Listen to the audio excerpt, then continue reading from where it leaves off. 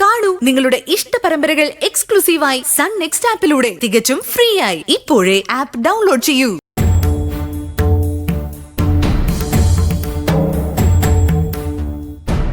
Case കൊടുത്താൽ കിട്ടുമെന്നൊക്കെയാണ് അവര് പറയുന്നത്. എനിക്കതിൽ വലിയ വിശ്വാസമൊന്നുമില്ല, താല്പര്യമില്ല.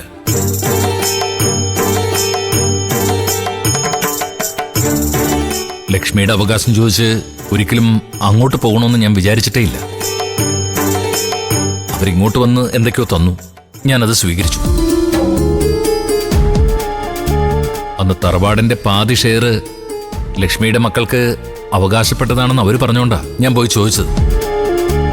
പക്ഷേ അവിടെ ഞാൻ അപമാനിക്കപ്പെട്ടു. അവർക്കെതിരെ കേസ് കൊടുക്കാൻ അവർ തന്നെ എന്നോട് പറയാ. അതിന്റെയൊക്കെ അർത്ഥം എന്താ? ലക്ഷ്മിയുടെ അവകാശം മനസ്സറിഞ്ഞു തരാൻ അവർക്ക് താല്പര്യമില്ലെന്നല്ലേ? അവർക്കെന്ന് പറഞ്ഞാ മുത്തശ്ശിക്കും കുഞ്ഞമ്മയ്ക്കും താല്പര്യമില്ലഞ്ഞിട്ടല്ലോ അമ്മ. കുഞ്ഞമ്മയുടെ ഹസ്ബൻഡും മകനും അല്ലേ പ്രശ്നക്കാര്. അവരുടെ മാഷിക്കെതിരെയല്ലേ നമ്മൾ കേസ് കൊടുക്കുന്നത്.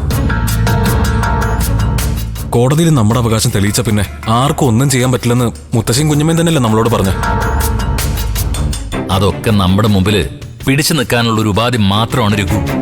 തന്നതിൽ കൂടുതലൊന്നും തരാൻ അവർക്കും താല്പര്യമില്ല. ലക്ഷ്മിയുടെ പേരില് ഒരു അവകാശ തർക്കത്തിന് എനിക്കുമില്ല താല്പര്യം. അച്ഛൻ എന്തൊക്കെയാ പറയുന്നേ? ഇത്രയും കോടികളുടെ സ്വത്ത് അവർക്ക് വെറുതെ വിട്ടുകൊടുക്കാനോ? സ്വത്തിന് ഞങ്ങൾ കേസ് കൊടുക്കും. നമ്മളോട് കേസ് കൊടുക്കാൻ പാടില്ലെന്ന് അച്ഛൻ പറഞ്ഞില്ലല്ലോ. അച്ഛൻ അതിന് താല്പര്യമില്ലെന്നല്ലേ പറഞ്ഞോളൂ. അല്ലെങ്കിലും അമ്മയുടെ സ്വത്തിനും മക്കള് തന്നെയാണ് കേസ് നടത്തേണ്ടത്. അച്ഛനിപ്പോ അതിൽ വലിയ വോയിസ് ഒന്നുമില്ല.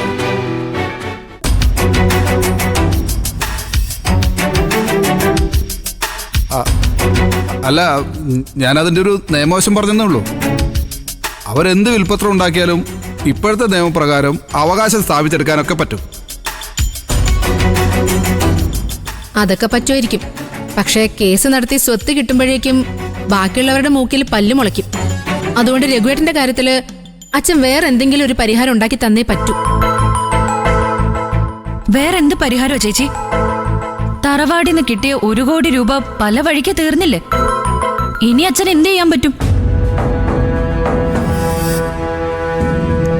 അമ്പിളി ചേച്ചിയുടെ കണ്ണ് തറവാട്ടിന്ന് കിട്ടിയ സ്വർണത്തിലായിരിക്കും അല്ലേ? അതേടി, ആ സ്വർണം ബാങ്ക് ലോക്കറിൽ കിടന്നിട്ട് ആർക്കും ഒരു ഉപയോഗവുമില്ല. അത് പണയം വെച്ച് കിട്ടുന്നത്ര പണം അച്ഛൻ രഘുവേട്ടന് കൊടുക്കണം. ഇനിയെങ്കിലും ഞങ്ങളുടെ അടിത്തറ ഉറപ്പുവരുത്തണം. രഘുവേട്ടന്റെയും ചേച്ചിയുടെ അതേ അവസ്ഥ തന്നെ ചേച്ചി ഇപ്പൊ എന്റെയും വിനയേട്ടന്റെ. ഞങ്ങൾക്കും ജോലിയൊന്നുമില്ല.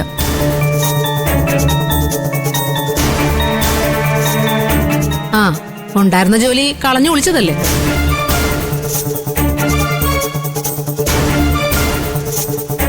ഇവിടെ ഒരാൾ ഈ കുടുംബത്തിന് വേണ്ടി നെട്ടോട്ട് ഓടിയിട്ടാ ഇങ്ങനെ വഴിയാധാരമായിപ്പോയത്. അങ്ങനെ പറയല്ലേ ചേച്ചി. രഘുവേട്ടന് ബാധ്യത എല്ലാം കൂടി വന്നപ്പോ അത് തീർക്കാനായിട്ട് അച്ഛൻ 25 ലക്ഷം രൂപ തന്നില്ലേ?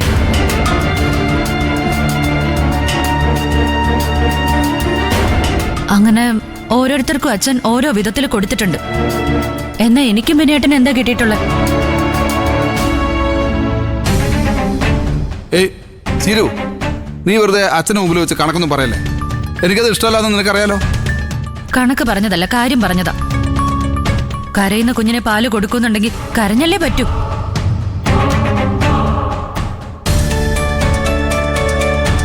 അച്ഛൻ തന്ന പണത്തിന്റെ കണക്ക് തറവാട്ടിന്ന് ഷെയർ കിട്ടുമ്പോ പറയും.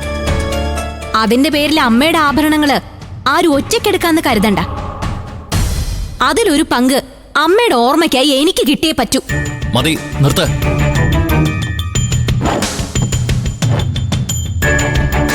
അമ്മയെ ഓർക്കാൻ അമ്മയുടെ ആഭരണങ്ങൾ കൂടെ തീരുന്നുള്ളവര് അമ്മയെ ഓർക്കണമെന്നില്ല. നിങ്ങളുടെ മുത്തശ്ശി ആ സ്വർണം എന്നെ ഏൽപ്പിക്കുമ്പോ പറഞ്ഞത് ലക്ഷ്മിയുടെ കല്യാണത്തിന് വേണ്ടി അന്ന് കരുതി വെച്ചിരുന്ന ആഭരണങ്ങളായിരുന്നു അതൊക്കെ എന്നാ. അതിനർത്ഥം അത് ലക്ഷ്മിയെ കല്യാണം കഴിച്ച ഭർത്താവിനുള്ളതാണെന്നാ. ഇതുവരെ ഞാൻ വിചാരിച്ചത് എന്റെ ലക്ഷ്മി എനിക്ക് തന്ന സ്വത്ത് എന്റെ മക്കളാണെന്നാ. പക്ഷെ ഇപ്പൊ എനിക്ക് മനസ്സിലായി, ഒരച്ഛനും തന്റെ പെൺമക്കളെ സ്വന്തം സ്വത്തായി കാണാൻ അവകാശമില്ലെന്ന്.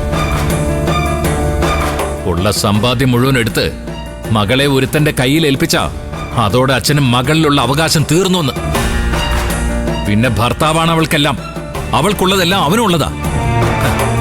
ഞാനും അങ്ങനെ ഒന്ന് ചിന്തിച്ചു നോക്കട്ടെ. എന്റെ ഭാര്യയുടെ പേരിൽ എനിക്ക് കിട്ടിയ സ്വർണം എനിക്ക് മാത്രം അവകാശപ്പെട്ടതാ.